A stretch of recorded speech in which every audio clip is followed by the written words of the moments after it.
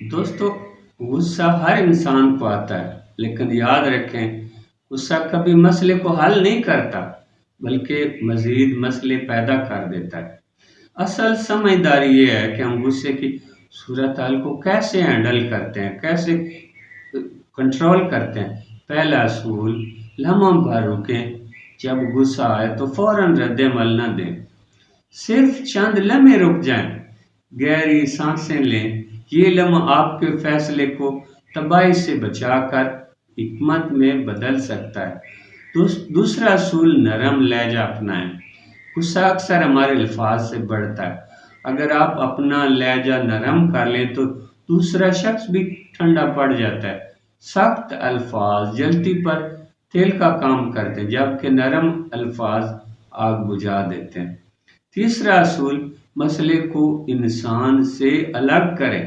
اکثر ہم انسان کو برا سمجھنے لگتے ہیں، حالانکہ مسئلہ انسان نہیں بلکہ صورتحال ہوتی ہے۔ جب آپ مسئلے کو الگ دیکھیں گے تو نہ صرف رشتہ بچ جائے گا بلکہ حل بھی آسان ہو جائے گا۔ دوستو، غصہ دشمن نہیں، یہ ایک اشارہ ہے کہ ہمیں رک کر سوچنے کی ضرورت ہے۔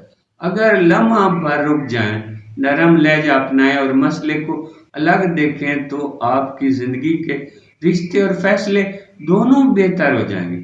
یہی اصل کامیابی ہے۔